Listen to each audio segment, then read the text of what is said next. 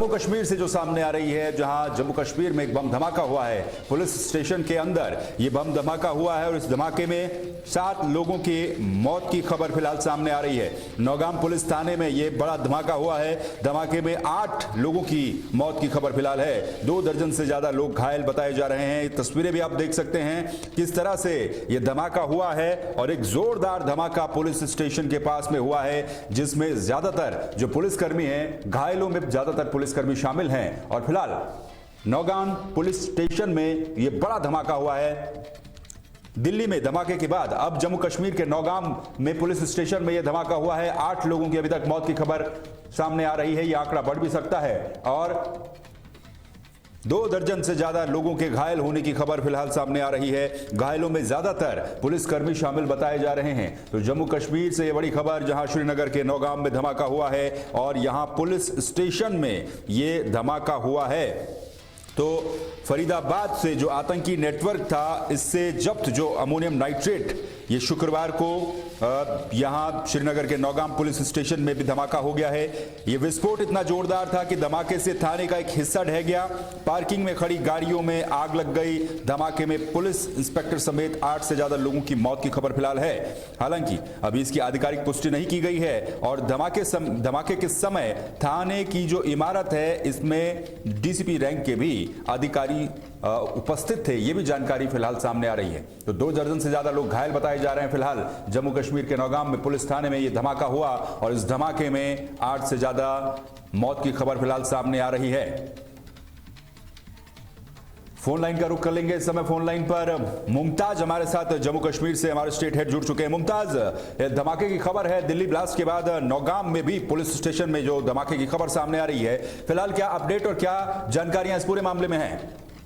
जी दिग्विजय साहब, ये दरअसल क्या है कि जो मेरी आवाज आ रही है?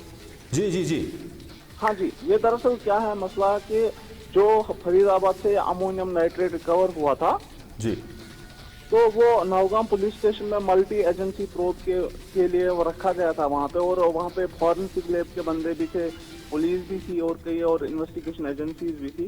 तो ऐसा बताया जाता है कि वहाँ पे वो जो सडनली एक्सप्लोड हो गया, एक धमाका हो गया, जोरदार धमाका। हमें भी रात को कॉल्स आ गई श्रीनगर के आसपास से, भाई कुछ है क्या, हमको आवाज आ रही है वो। तब तक उससे पहले पता नहीं था कि मसला क्या हुआ था। तो पूरे श्रीनगर एरिया में पूरी दहशत सी मच गई थी। शायद इनको लग रहा था कि क्यों रिसेंटली आपने देखा जब पहलगाम अटैक हुआ तो एक वार हो गया था जी, तो लोग बहुत ज्यादा डर गए थे। लेकिन दरअसल ये वो नहीं था, ये एक अमोनियम नाइट्रेट जो व्हाइट कॉलर टेरर मॉड्यूल से रिकवर हुआ था, तो ये उसका जो है वो वहां से जो उन्होंने रिकवर किया था वो एक्सप्लोड हो गया था। और ये बताया जाता है हमारे सूत्रों के अनुसार से कि एक नायब तहसीलदार जो कि रेवेन्यू ऑफिसर्स होते हैं, वो इसमें जो है उनकी मृत्यु हो गई और उसके समेत बाकी 8 लोगों की मृत्यु हो गई जी, और 29 लोग जो है वो जख्मी हो गए।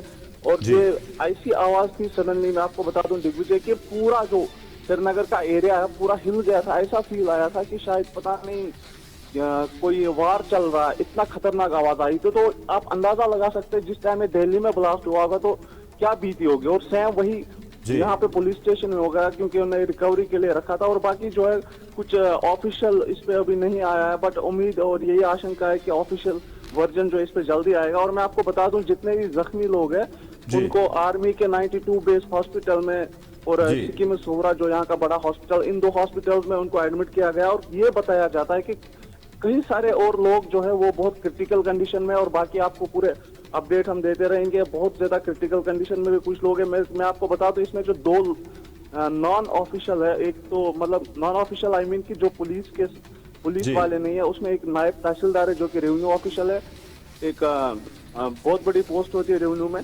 और जो एक टेलर है वो उनकी ये बताया जाता है कि उनकी मृत्यु हो गई है। और 7 लोग जो है वो जो है क्या बोलते हैं उसको पुलिस के रिलेटेड है। जी सर। जी मुमताज, ये भी सवाल उठ सकता है कि अमोनियम नाइट्रेट से जो विस्फोट होने की खबर सामने आई है, जो बात आप बता रहे हैं, तो एक्सीडेंटली ये ब्लास्ट हो गया, लेकिन क्या इसमें कुछ लापरवाही भी समझी जाए?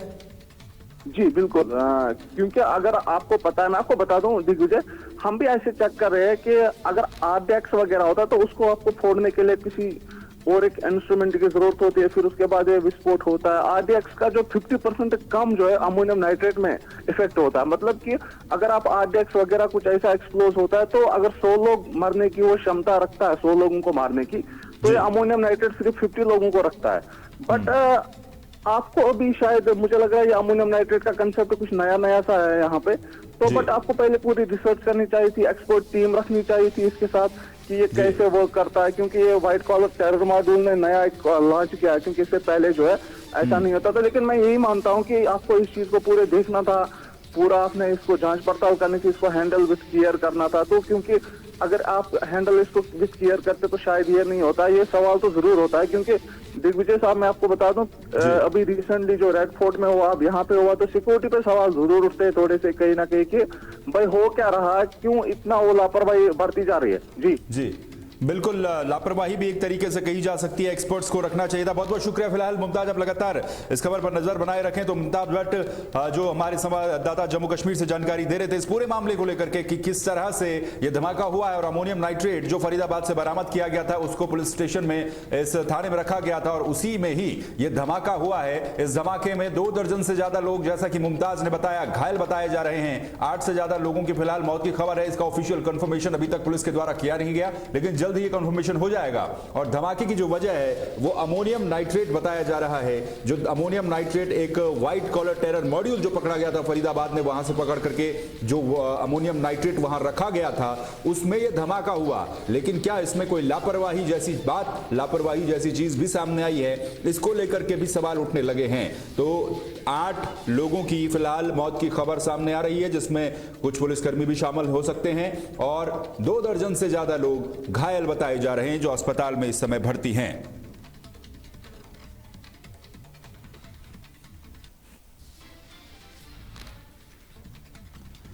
अगली बड़ी खबर की तरफ रुख करेंगे। प्रधानमंत्री नरेंद्र मोदी का आज गुजरात दौरा है और गुजरात दौरे के दौरान प्रधानमंत्री गुजरात को कई हजार करोड़ की योजनाओं की सौगात देने वाले हैं। तो प्रधानमंत्री नरेंद्र मोदी बिरसा मुंडा की 150वीं जयंती के समारोह में भाग लेंगे।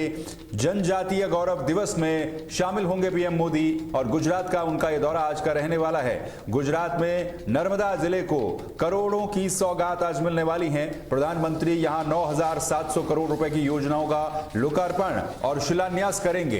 तो प्रधानमंत्री मोदी का आज गुजरात दौरा है। कल शाम को बिहार में ऐतिहासिक जीत के बाद उन्होंने दिल्ली बीजेपी मुख्यालय में कार्यकर्ताओं को संबोधित किया था और उसके बाद आज प्रधानमंत्री मोदी का गुजरात दौरा रहेगा।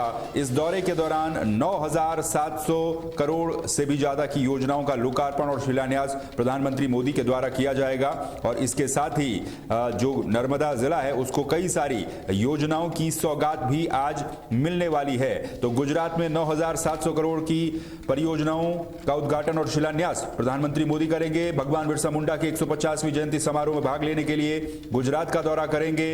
इसके अलावा इस दौरे में, क्योंकि इन परियोजनाओं में आदिवासी कल्याण, बुनियादी ढांचे, स्वास्थ्य, शिक्षा, विरासत पर विशेष ध्यान दिया जा रहा है। प्रधानमंत्री नर्मदा जिले के देव मोगरा मंदिर में पूजा अर्चना और दर्शन करेंगे और इसके बाद यहां से वो डेडियापाड़ा पहुंचेंगे। यहां सार्वजनिक कार्यक्रम में शामिल होंगे और कई परियोजनाओं का लोकार्पण और शिलान्यास करेंगे। इसके साथ ही जनता को भी प्रधानमंत्री मोदी संबोधित करने वाले हैं।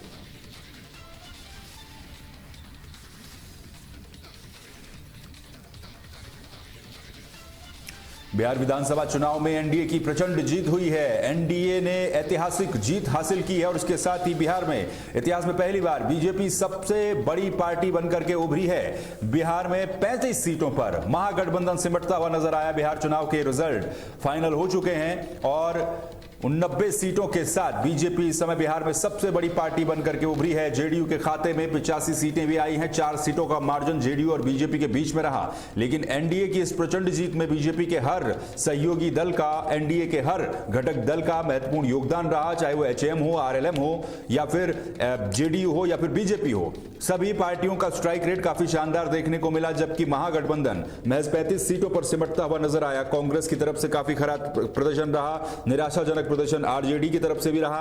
उनके कई नेता, बड़े नेता चुनाव हार गए और बिहार मतलब नीतीश कुमार, ये पोस्टर भी जीत के बाद बिहार में हमें देखने को मिले। और एनडीए ने यहां पर जीत हासिल की है, ऐतिहासिक 202 सीटें एनडीए ने जीत दर्ज की है इन 202 सीटों पर, और 35 सीटों पर महागठबंधन यहां सिमटता हुआ नजर आया है। तो एक बार फिर से बिहार में क्या 10वीं बार नीतीश कुमार मुख्यमंत्री बनने जा रहे हैं? इसका जवाब हां है, क्योंकि जेडीयू के खाते में भी 85 सीटें आई हैं और बहुत बड़ा रोल जेडीयू का इस सरकार में रहने वाला है।